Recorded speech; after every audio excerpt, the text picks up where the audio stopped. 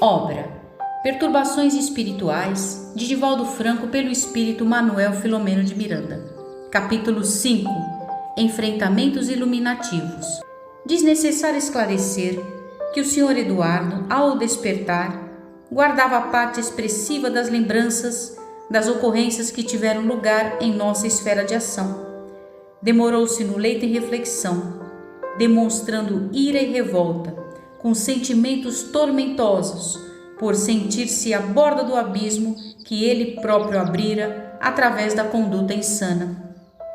Incapaz de recorrer à oração, a fim de sintonizar com o bem sempre presente, preferiu voltar-se contra a jovem que vitimara, passando a receber a sórdida inspiração da entidade infeliz que o explorava moralmente. Ele sabia que não havia sido vítima de um pesadelo, mas de uma convivência com os mentores da instituição, que lhe não desconheciam a conduta vulgar e se lhe haviam acercado em desdobramento parcial pelo sono, para a confirmação do processo reencarnatório do filho que não gostaria de ter.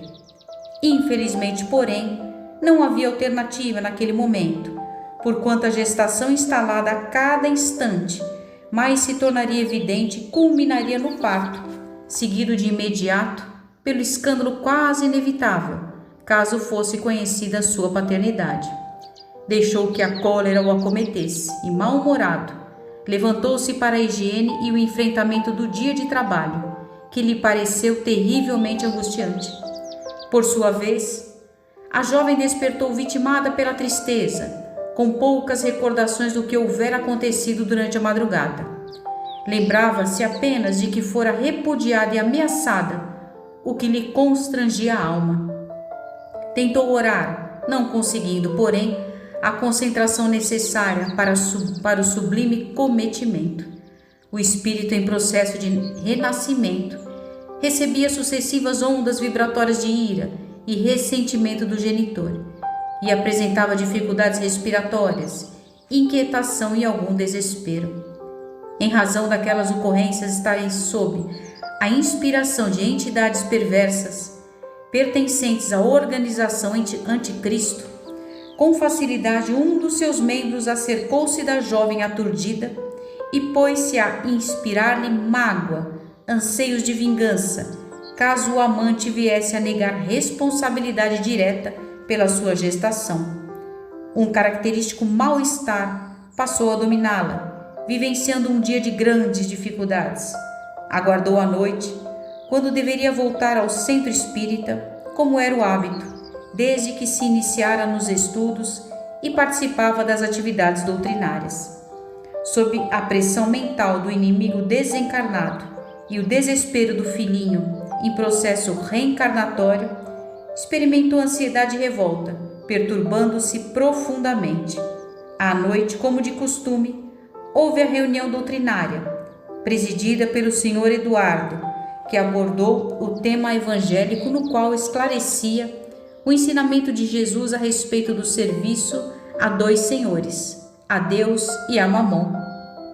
Visivelmente desconectado com a fonte de inspiração, as suas palavras perderam brilho, concluindo-as logo que achou prudente, tal a desarmonia interior que o dominava. Houve o atendimento habitual e logo depois chamou a jovem a uma sala especial, onde não poucas vezes mantiveram os sórdidos encontros amorosos e procurou informar-se do seu estado orgânico. Aflita, a jovem desatou a chorar, na expectativa de receber alguma carícia em forma de consolação, o que não ocorreu, porque o companheiro estava igualmente telementalizado por adversários soez que lhe comandara a mente durante todo o dia. Logo depois, ela explicou a situação em que se encontrava ante o teste positivo de gestação, cujo resultado já lhe informara anteriormente. Após o silêncio pesado, o insensato, suorento e com a voz dura propôs: essa criança não poderá nascer. Está sugerindo-me o aborto? Indagou Iracema surpresa. Sim, certamente, Não se trata realmente de um aborto, porque o ser informação ainda não tem expressão nem significado. É um princípio de vida em construção.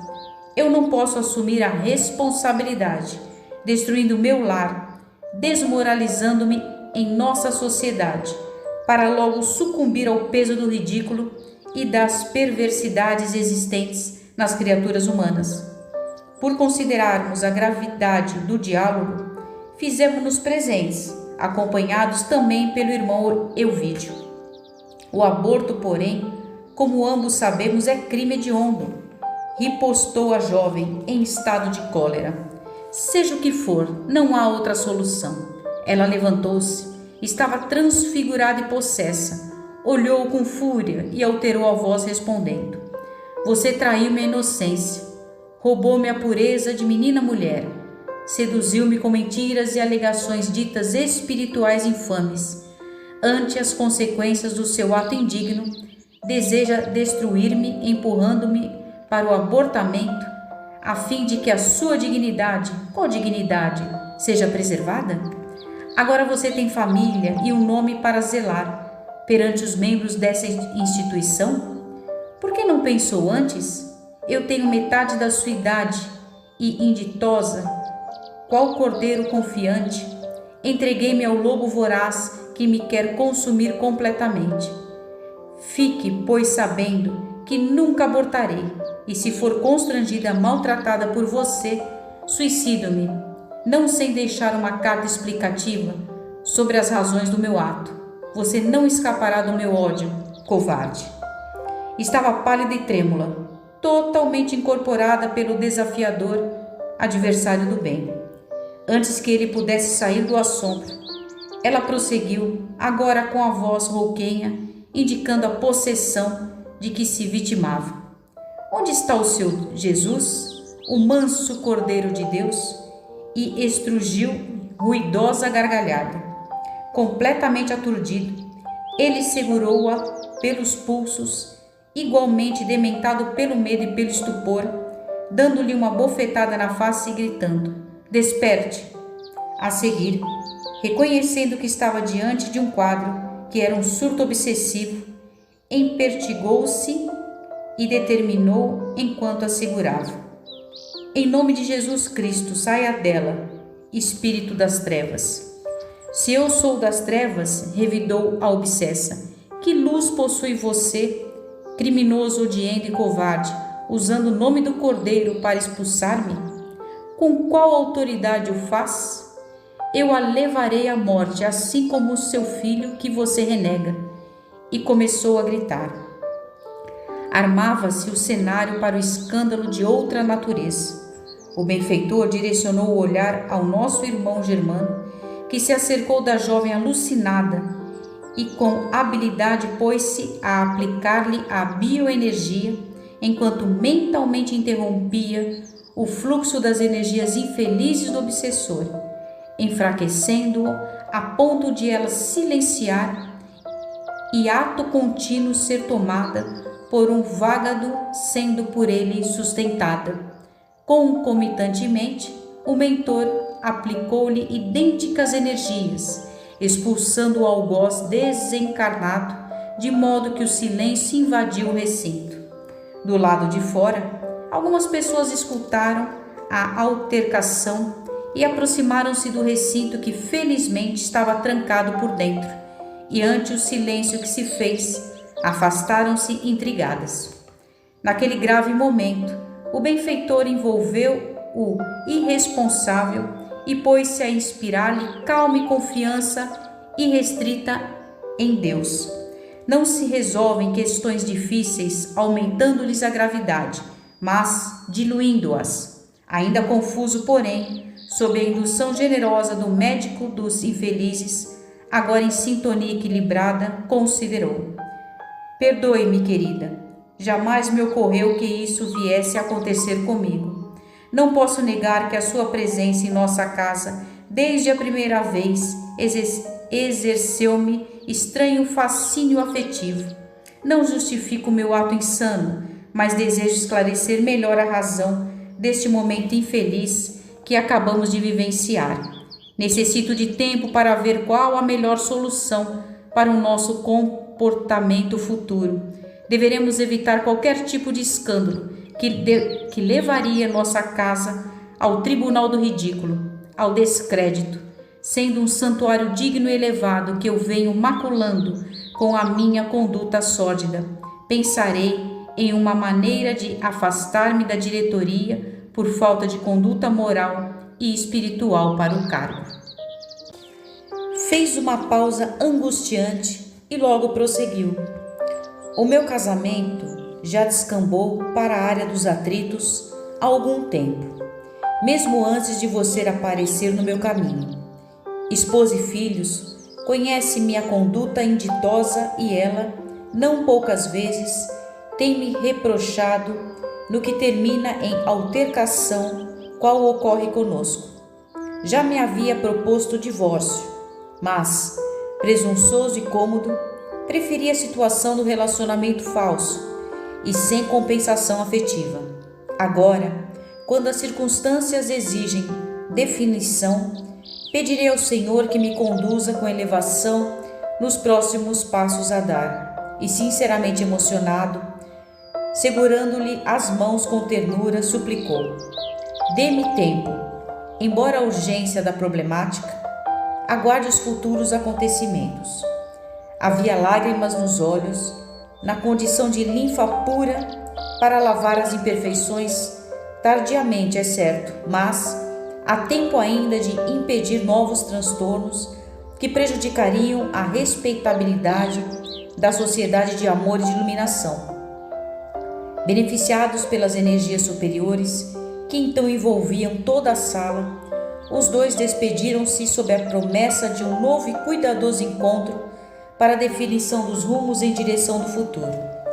Ao amanhecer do novo dia, às primeiras horas, estava programada uma reunião mediúnica para atender aos espíritos obsessores que estavam encarregados de se utilizarem daqueles irmãos invigilantes para desmoralizarem o bom nome do trabalho espírita. Suave claridade permaneceu no recinto e, ao chegarmos à sala das reuniões públicas, fascículos de luz bailavam no ar, enquanto podíamos ver uma especial luminosidade que se exteriorizava do edifício na direção da espiritualidade. Algo surpreso, ia indagar ao amigo Ovídio quando, gentil, ele acercou-se-me e esclareceu-me: amigo Miranda, o centro espírita é santuário de bênçãos, onde os aflitos recebem o pão da paz e da coragem, mediante a oração que dirigem aos céus. Todos os esforços empreendidos, como sabemos, estão assinalados pelo amor, que é a chancela de Jesus Cristo em nossa doutrina, produzindo sucessivas ondas luminosas que ascendem na direção do infinito para encontrarem sincronização com as esferas abençoadas que velam pelos labores espirituais realizados na terra. Esse facho de luz também nos defende das agressões mais sórdidas dos espíritos trevosos, que têm dificuldade em vencer a barreira luminosa sobrecarregada de fótons e sinalizam a existência do bem em ação para os trabalhadores da seara do Senhor, já desencarnados, para buscarem pouso e abrigo durante as suas incursões pelo planeta. Jesus asseverou que Ele é a luz do mundo e que todos aqueles que o amam jamais andarão em trevas. Ao buscá-lo com frequência e banhar-nos pela sua luminescência, terminamos por transformar-nos também em focos diamantinos, embora a nossa pequenez. As orações em conjunto, em qualquer lugar, transformam-se em claridades soberanas. Estava deslumbrado. É claro que eu imaginava ser assim, mas ter a oportunidade de constatar a beleza do intercâmbio de vibrações entre a humanidade pequenez e a grandeza do amor constituiu-me alegria inefável.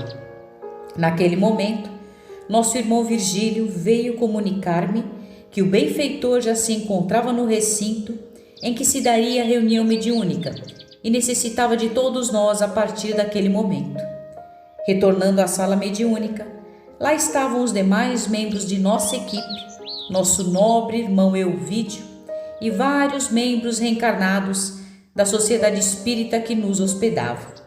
À mesa, sob a presidência do nosso mentor, encontravam-se 2 médiuns, suavemente limbados de peculiar claridade, em razão de se encontrar em prece, perfeitamente sintonizados com os labores que seriam realizados. Observando a minha agradável surpresa, o diretor Elvídio gentilmente explicou-nos o que estava projetado, aclarando nossas silenciosas interrogações em torno dos 2 médiuns. Tratava-se de servidores treinados para o mistério da desobsessão, portadores de excelente folha de serviços ao bem.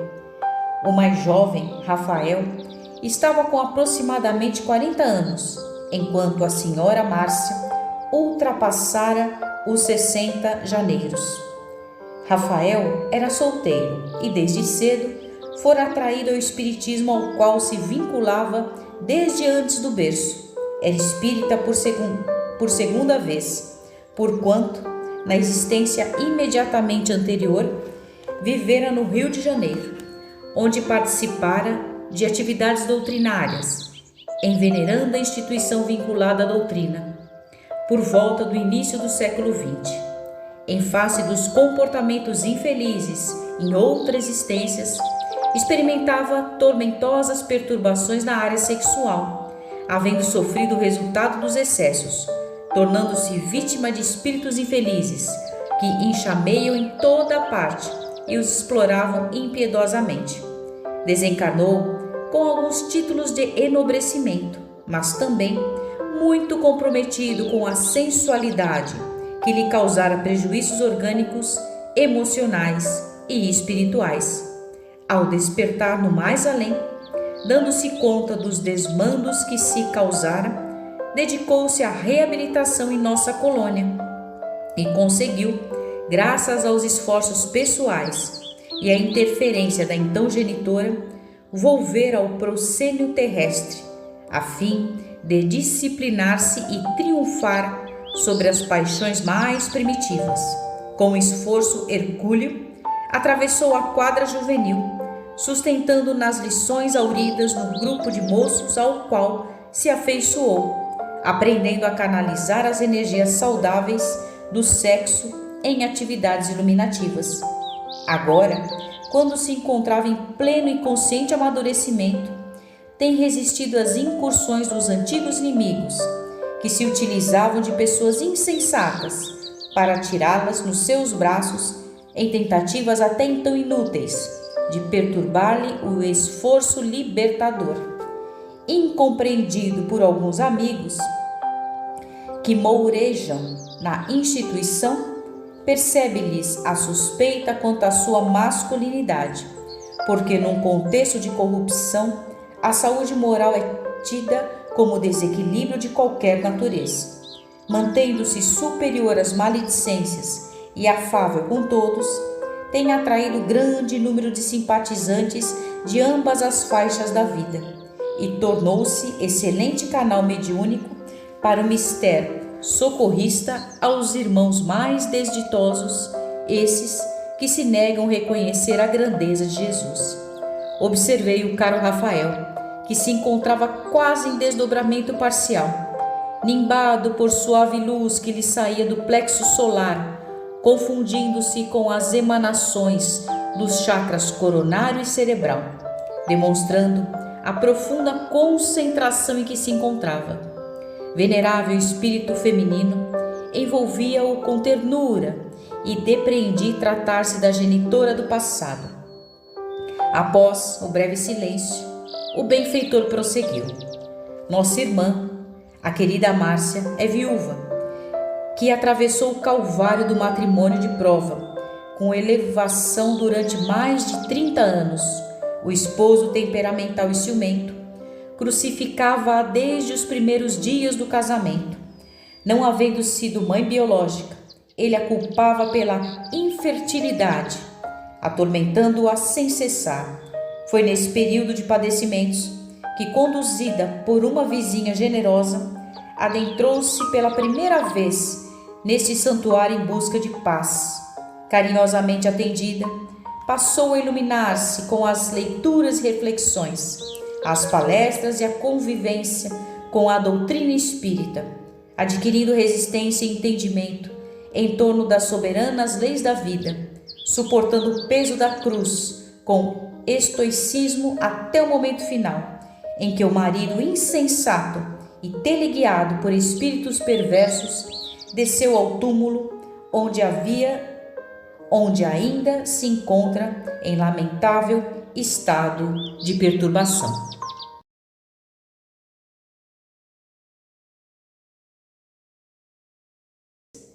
Mais de uma vez veio trazido ao esclarecimento por seu intermédio, apresentando alguma melhora na atualidade com vistas à futura reencarnação redentora.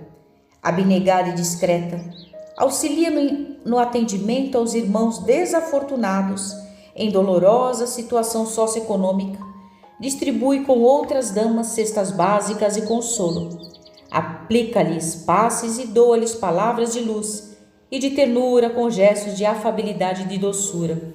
Excelente médium, sonâmbula, tem nos auxiliado no atendimento aos irmãos mais violentos, sob excelente controle que sabe impor aos comunicantes.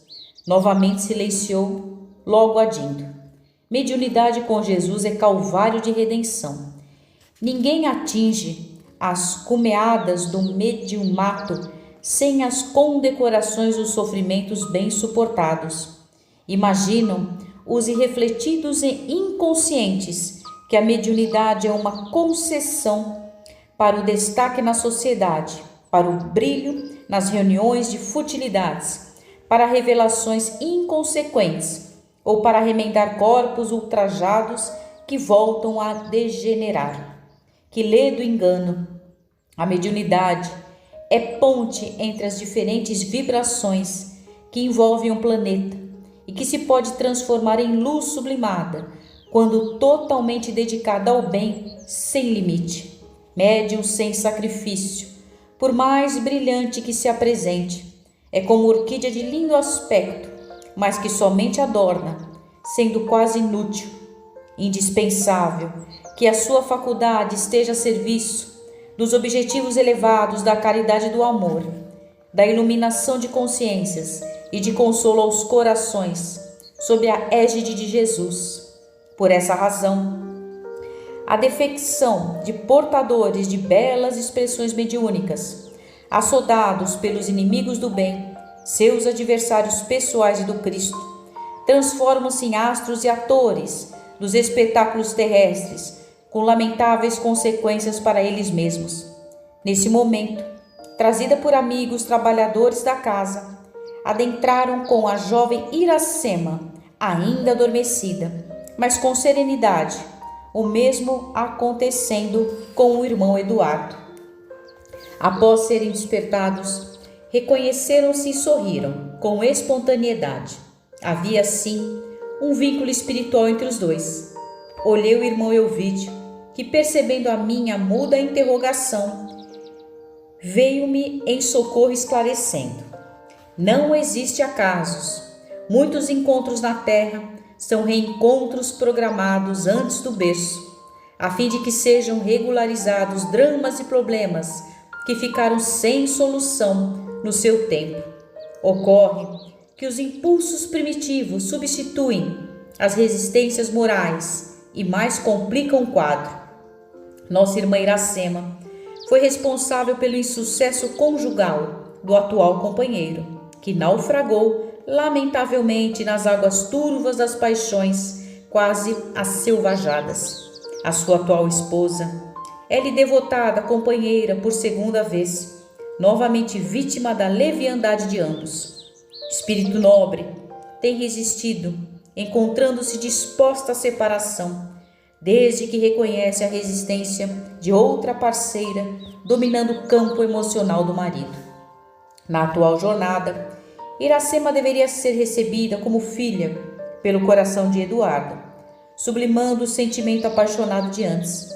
Com a mente aturdida pelos conflitos mantidos durante a juventude, não soube ele separar o amor verdadeiro do desejo e logo se envolveu emocionalmente quando da visita em que a jovem, como paciente, veio ao núcleo em busca de socorro. A precipitação e a vulgaridade respondem pelas consequências que conhecemos. Aproveitando-se dessas brechas morais, os adversários espirituais do Cristo vêm utilizando-os com objetivos perversos e destrutivos, conforme temos observado. Passemos agora às atividades programadas. Com os enfermos espirituais, igualmente, na sala sob assistência carinhosa de enfermeiros do nosso plano, Dr. Bezerra exorou ao Pai Misericórdia numa sentida oração. A movimentação no ambiente era cuidadosa, embora a presença de alguns espíritos infelizes, especialmente conduzidos ao recinto, a fim de beneficiar-se das vibrações reinantes e das orientações àqueles que seriam conduzidos à psicofonia atormentada. O médium Rafael foi o primeiro a facultar a comunicação de uma entidade de mau aspecto que, atraída pelas suas energias, após algumas expressões blasfemas, interrogou: qual a razão da violência a que sou submetido? Se assim se comportam os discípulos do Cordeiro Maldito, que esperam de nós outros que temos a missão de restabelecer os gloriosos dias inquisitoriais do passado? A traição de que sou vítima não passará ignorada pelos nossos chefes que envidarão todos os esforços para libertar-me da cilada a que fui conduzido. Com voz mansa e enérgica, o venerável amigo dos infelizes respondeu: não existe nenhuma violência em nosso ato, porque o irmão e amigo aqui se encontra por espontânea vontade, já que tem estado presente nesta instituição e ao lado do seu presidente, influenciando-o perversamente. Nosso comportamento é feito de compaixão em seu favor, porque aqueles tormentosos dias medievais jamais retornarão. A Terra vive novo contexto de ciência e de tecnologia, de ética e de direitos humanos, e sequer de longe poderá retroceder nas conquistas que lhe assinalam gloriosamente os dias. É certo que não tem havido um correspondente desenvolvimento moral das criaturas, como é o caso do querido visitante que se aferra aos instintos a fim de continuar usufruindo as energias deletérias dos encarnados invigilantes que lhes servem de nutrição.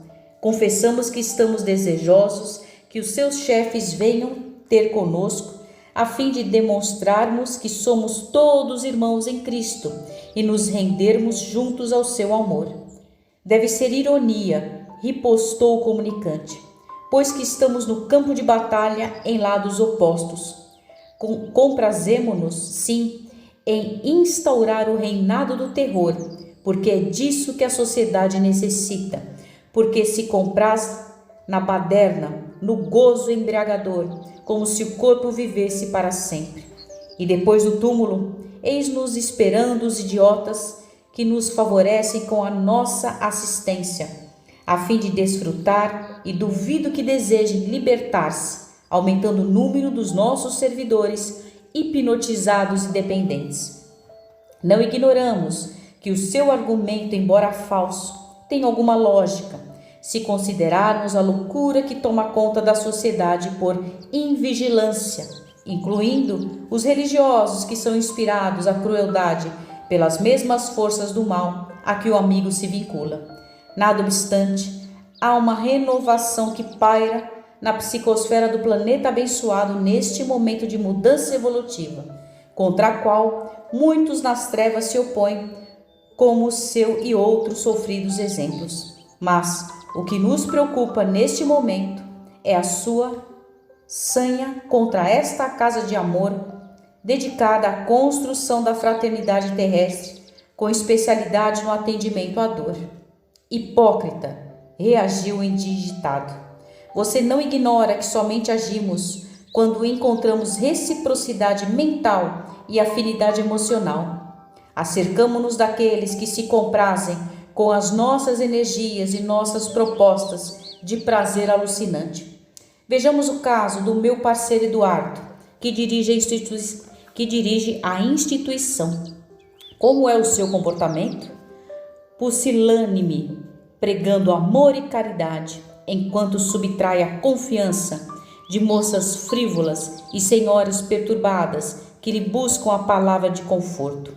Ele se utiliza da posição que desfruta e da situação de divulgador do bem para o próprio bem, que é a depravação.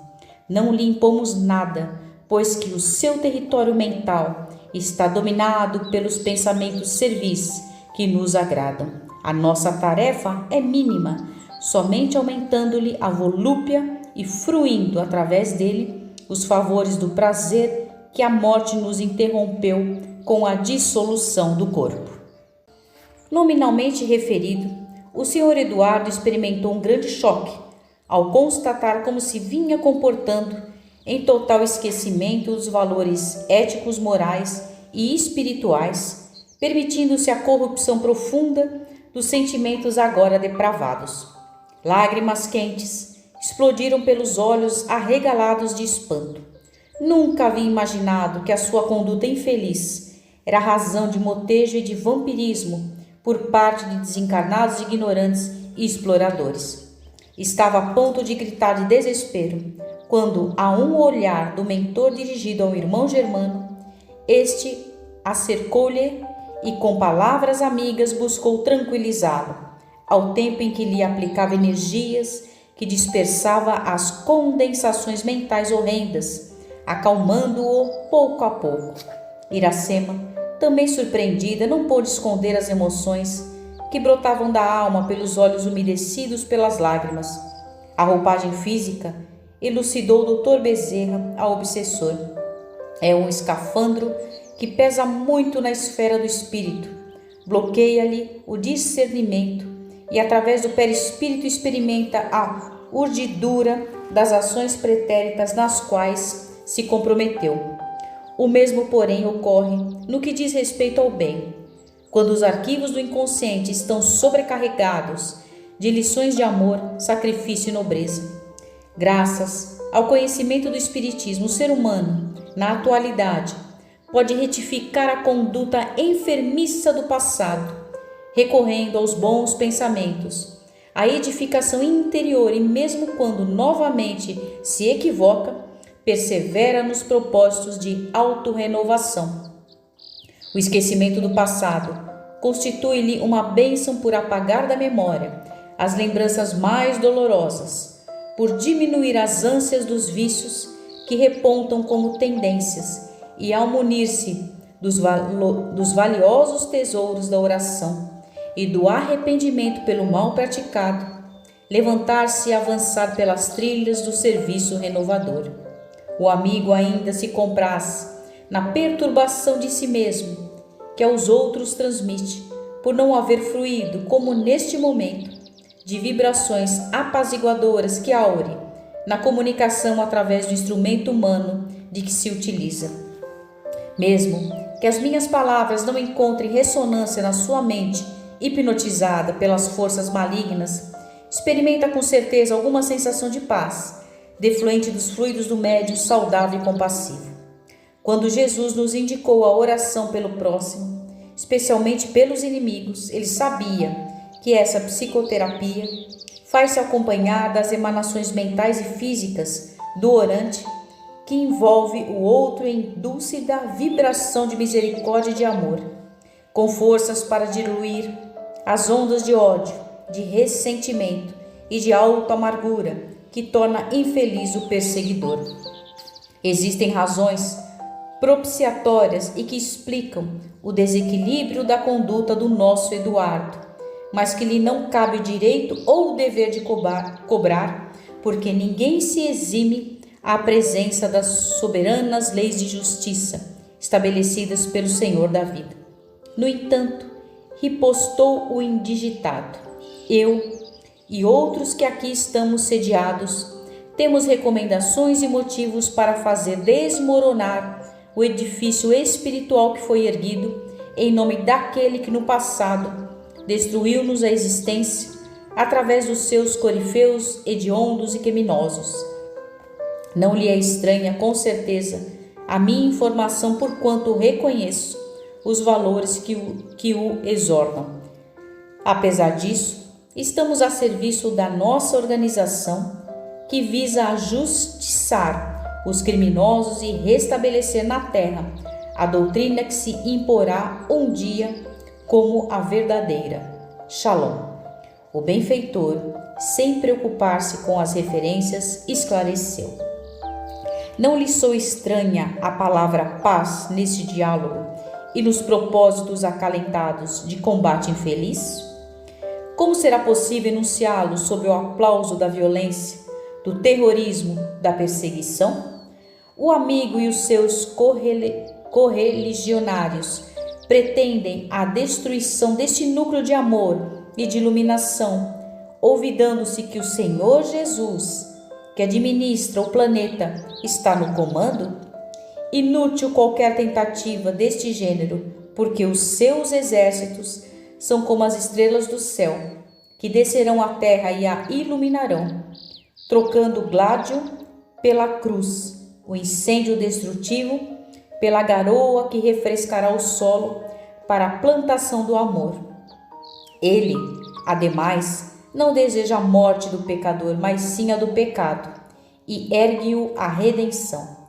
O mal que lhe fizeram, e a muitos outros, não foi por inspiração de Jesus, mas sim pelos interesses vis daqueles que se diziam seus discípulos, o mesmo que ocorreu entre os fariseus e os membros do Sinédrio, quando se levantaram contra ele e somente se tranquilizaram quando o colocaram na cruz de vergonha, que ele santificou com seu sangue e sua morte, a todos perdoando. Ainda hoje, muitos deles se utilizam para zurzir o látego, cometer crimes, enriquecer enquanto os pobres enlouquecem de dor nos antros que os acolhem. Porém, de igual maneira, a sua e a luta dos seus pares não encontram ressonância na tradição que se propõe a unir todas as tribos de Israel e guiar os gentios. Será por esse meio e modo que tal se dará? O crime pode servir de instrumento para a ordem e o equilíbrio? O filhinho da nossa irmã Iracema e de Eduardo, embora as circunstâncias adversas, renascerá na carne, a fim de auxiliar os pais, hoje em aflição, a encontrar solução para os desafios existenciais, e a sua, como a interferência de outros irmãos infelizes, será de efeitos nulos. Aproveite este momento para conhecer Jesus, vendo-lhe o reflexo nas milhares de pessoas que aqui aportam buscando amparo e conforto, orientação e forças para os enfrentamentos contra as próprias paixões e as atrações do mal. Sabemos que o irmão é gentil e tem sentimentos nobres, no momento sob pressão vergonhosa que lhe foi imposta pelos inimigos da humanidade, do amor e do progresso. Enquanto falava, sem que o opositor reagisse contra o amigo germano, aplicava-lhe passes, retirava as pesadas energias que o vitimavam num envenenamento demorado, assim lhe facultando experimentar algum bem-estar que o desencarcerava no prazer do ódio. Neste momento, Dr. Bezerra, com a vibração de amor e de compaixão que envolvia o opositor, concluiu: desencarcere-se do mal, pois que há outros comportamentos felizes. Respire o ar da alegria e da paz.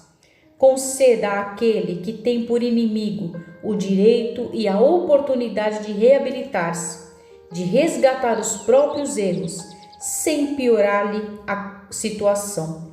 Confie em Jesus, que nos aguarda até hoje, sem qualquer queixa. Somos seus amigos e irmãos devotados. Após o nosso diálogo, convidamo-lo a permanecer conosco para receber o auxílio que lhe podemos dispensar e, sobretudo, para começar a ser feliz. Sob a ação bem coordenada do passista e as palavras finais do benfeitor, o indigitado perseguidor adormeceu e foi desligado do médium pelo irmão Elvídio.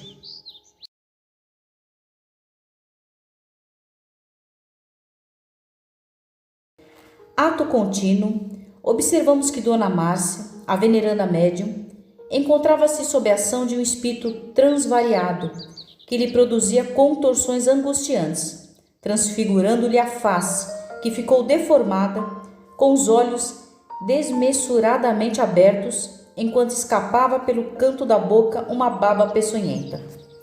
Tartamudeando, o comunicante, com alguma dificuldade a princípio, para logo se tornar loquaz, bradou estentório: os feiticeiros que criaram a Santa Inquisição, e rugiu como se fosse uma gargalhada de mofa, agora entregam-se à necromancia, obrigando os mortos a atenderem aos seus caprichos.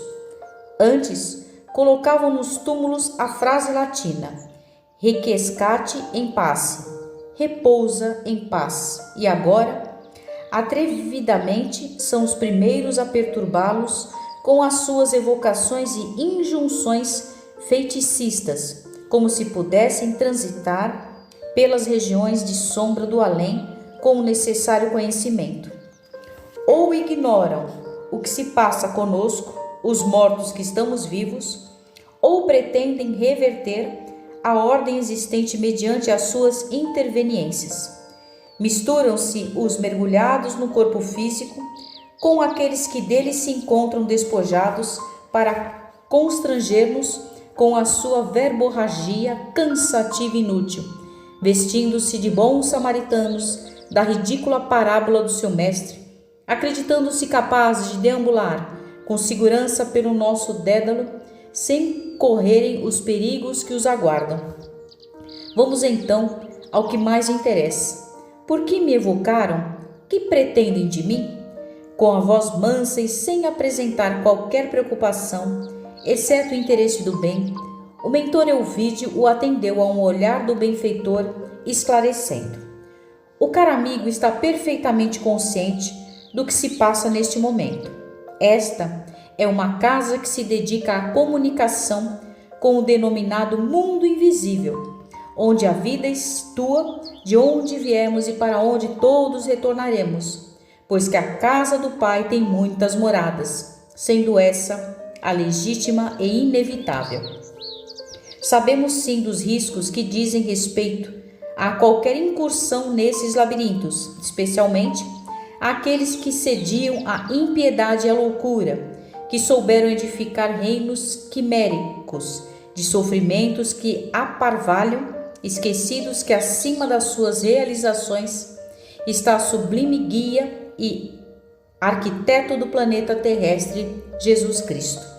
Também nos cabe o dever de esclarecer que não exercemos a necromancia ou qualquer prática censurável, como a das evocações levianas, porque o amigo aqui está por espontânea vontade, ou talvez sob ordens de algum sicário que o escraviza às suas paixões torpes.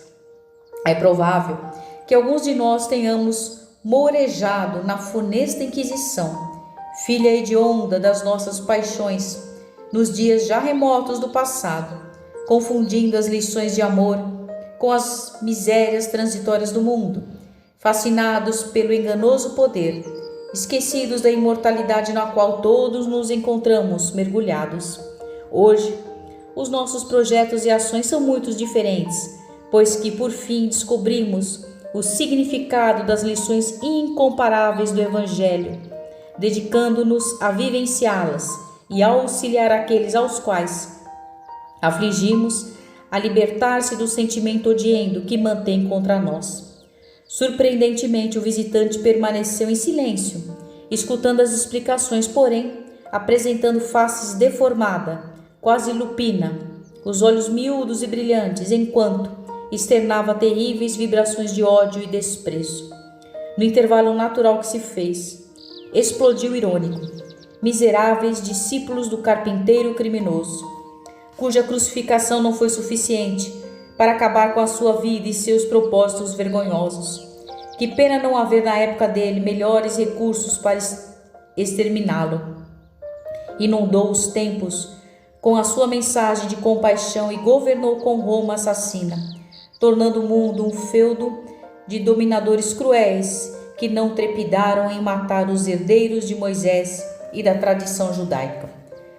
Ambiciosos desalmados, utilizavam-se dos pérfidos argumentos de que havíamos assassinado o seu Deus, tornando o nosso nome execrado através dos tempos, enquanto se assenhoravam do mundo que de mentira combatiam. Culminaram a hediondez, aproveitando-se de vivermos apátridas desde os anos 70 e 150, quando por ocasiões das diásporas a nossa Terra Santa foi destruída e transformada em província pagã. Hoje, no momento, quando ensaiam o renascimento das ideias dele, após o seu fracasso ao longo dos tempos, pelas adulterações e crimes cometidos em seu nome, pretendem dominar novamente a terra, o que jamais permitiremos. Cada foco, todo o núcleo onde ele se homizie, nós destruiremos, porque conhecemos os seus chefetes, que são os mesmos miseráveis doutrora, que destruíram povos, que saquearam o Oriente e que aspiram às grandezas de um novo império romano, impossível de ser reedificado.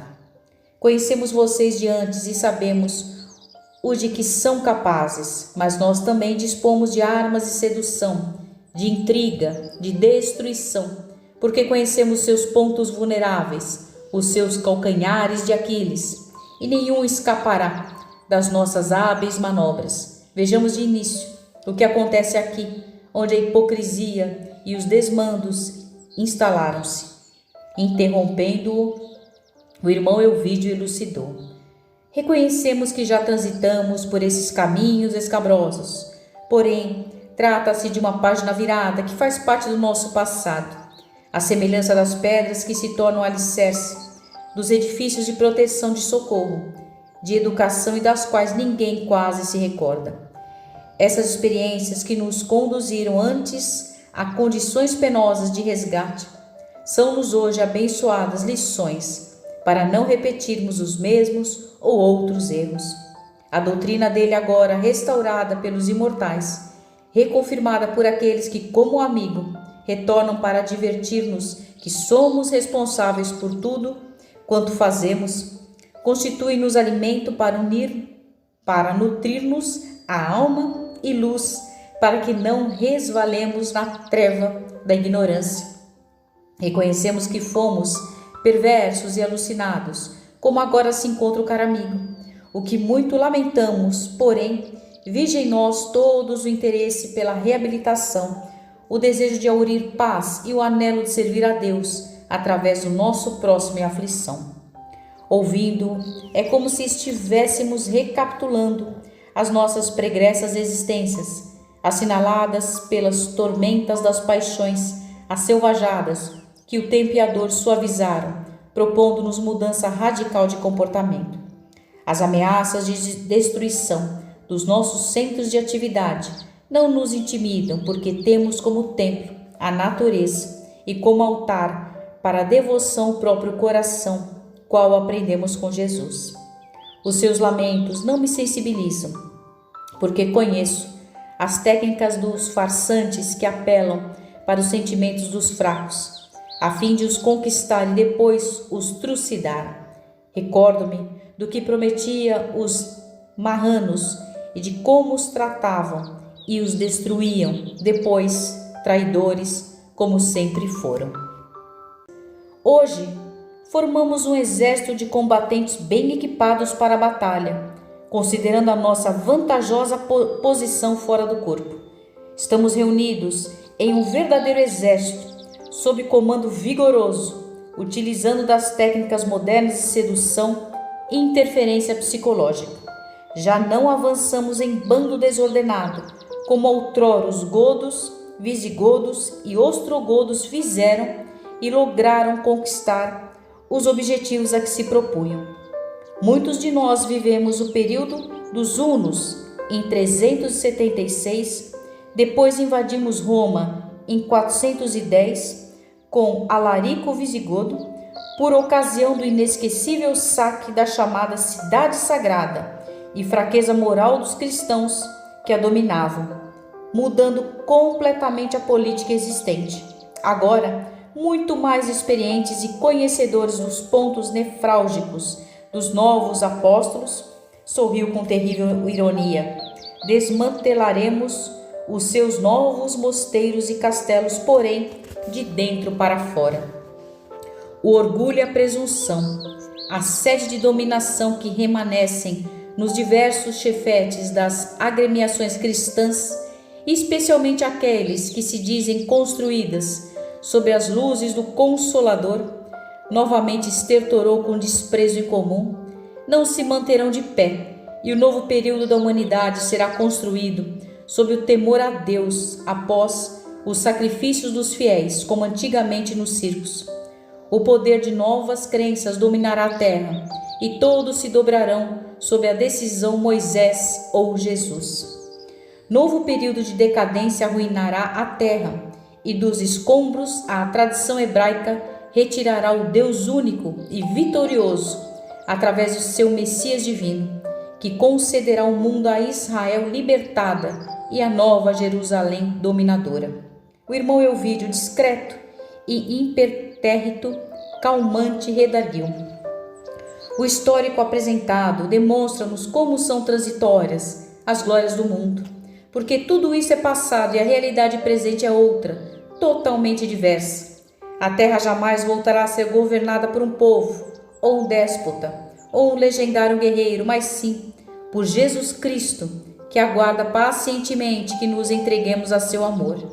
Não mais as guerras que destroem, sobrepor-se-ão aos instrumentos de misericórdia e de compaixão que, conduzidos pelo amor, sobre os escombros aos quais o irmão aludiu, erguerá a humanidade fraternal e solidária, pela qual todos sonhamos. No passado, São Bento ergueu os monastérios, retirando os anacoretas das grutas do deserto, para que pudessem meditar entre as suas paredes. Logo depois, percebeu que além das meditações eram necessárias as ações e, acompanhado por São Gregório, estabeleceu as regras da solidariedade e da caridade em favor dos infelizes, orientando as instituições que surgiram na Idade Média a seguir o exemplo de Jesus mediante a frase: ora e labora, porque a preguiça é inimiga da alma. O tempo e as circunstâncias infelizes das paixões humanas destruíram esse nobre patrimônio no começo do segundo milênio, mas Jesus enviou Francisco de Assis para que restabelecesse a necessidade do amor, e o irmão Sol de Assis modificou novamente a terra. Vieram os poderosos iludidos que criaram as cruzadas, a Inquisição, reacenderam o autoritarismo criminoso, mataram e incendiaram o planeta, e quando tudo parecia sob o domínio do materialismo, o Consolador veio ao mundo físico para restabelecer a verdade. Não mais são as criaturas a realizarem a grande obra do amor, porém, os imortais despidos dos desejos do corpo, quais nós outro e o querido irmão, a fim de demonstrar a realidade da sobrevivência do espírito e a transitoriedade da matéria e das suas nefandas conquistas. Tudo passa, certamente, e os tempos são outros, como o amigo afirma. Sem dúvida, Moisés será o seu momento, qual ocorreu com outros líderes espirituais, à semelhança de Buda, Confúcio, Akhenaton e diversos, mas Jesus sempre esteve e se encontra acima deles, que são seus embaixadores, sensibilizando os espíritos até que se encontrem em completa identificação com a verdade e seja instaurado o reino dos céus nos corações, não de forma geográfica, como o caro irmão espera e defende.